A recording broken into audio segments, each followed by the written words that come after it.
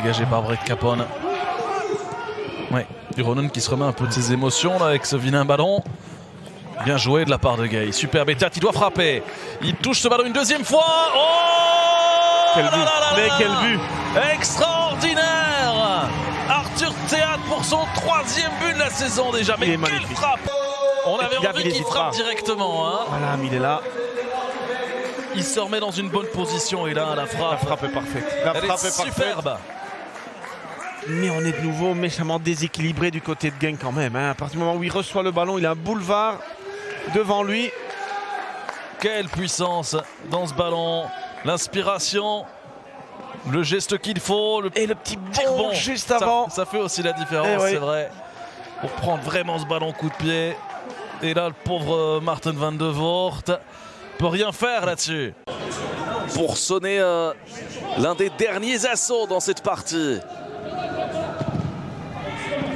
Bon ballon, attention à la frappe ici. Oh, magnifique l'enchaînement de Massimo Bruno qui rétablit l'égalité, un partout. Et il reste un peu plus de 2 minutes au compteur. Massimo Bruno qui égalise. 90 minutes passées d'1 minute. Et la frappe qui surmonte Noordin-Jakers. Un but partout entre Waasland Beveren et le Sporting de Charleroi. Ah, vous aurez l'occasion de le découvrir davantage encore à travers un reportage de Mathieu Istas à la mi-temps justement. Le petit pont il était pas mal. Oh joli. Et il n'y a pas de hors-jeu, le voilà Klaus.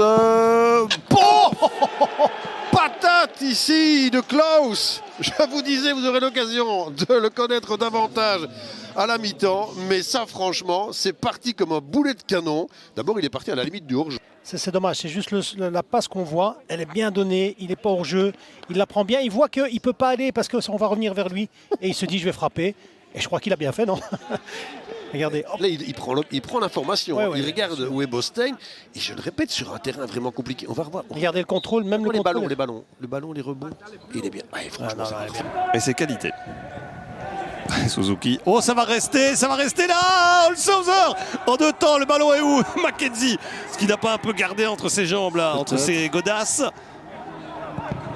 Et ça, quel but exceptionnel! Jan Vandenberg. C'est le but du week-end, ça assurément. Et la célébration du week-end aussi. Alex, vous nous expliquerez plus tard. Sans viser comme cette frappe. Mais il y a une faute. Hein, mais au départ de l'action, il n'y a pas une poussée de Suzuki. Mais je sais pas, c'est certain, il y a une poussée. Hein. Il y a une poussée. Il y a une poussée, hein, c'est sûr et certain, je voulais vous le dire en direct. Mais... Alors, le VAR va y revenir. Mais ce qui pourrait nous priver d'un but de la sorte. Il ne parviendra plus. Bah, il essaye 1000 fois, il en met 0 quoi. Hein. Probablement pas, donc ça c'est vraiment des circonstances aussi particulières. Elle est magnifique. Rossovski qui venait là de la 2e ligne, celui-là il est beau aussi. Il claque super bien sa volée, un très bon ballon aussi. Oyen et Arteaga, regardez il est tout seul. Oh, belle, quelle fusée. Elle est super. Il a le temps de la préparer mais... Okay. Flanc droit, c'est là que ça doit bouger dans les 16 mètres. Le bon centre de Biancone, repoussé par Vukotic.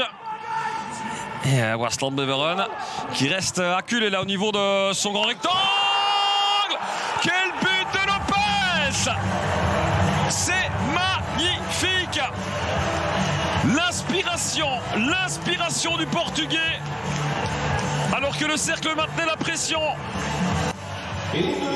La prune là, du Portugais s'est repoussée. Et puis finalement conservé, on le voit hein, avec le gros press. Et puis là, mais il est à combien? Il est à 35 mètres Lopez. Ah oui, c'est un missile, véritable missile envoyé par le médian défensif. Le gaucher Lorenz et le droitier Cullen, c'est le droitier Cullen qui le donne toujours aussi bien et c'est toujours sur la tête de Leifis. Miesga était pas loin. Oh Lorenz! Et c'est but de Lorenz, 0-2 à 20 minutes de la fin. Est-ce que tout est dit? Peut-être. C'est à nouveau à la suite d'une phase arrêtée. C'est à nouveau, je pense, un petit cadeau là de Bodard. Oui, je pense. Je crois que Bodard doit sentir qu'elle va arriver. Alors il est peut-être gêné au départ de l'action. Lui aussi à Leifis à devoir défendre plein axe. Comme il sait. Mais là aussi on tarde quand même à sortir. Hein. On tarde à sortir. Ah, elle est déviée.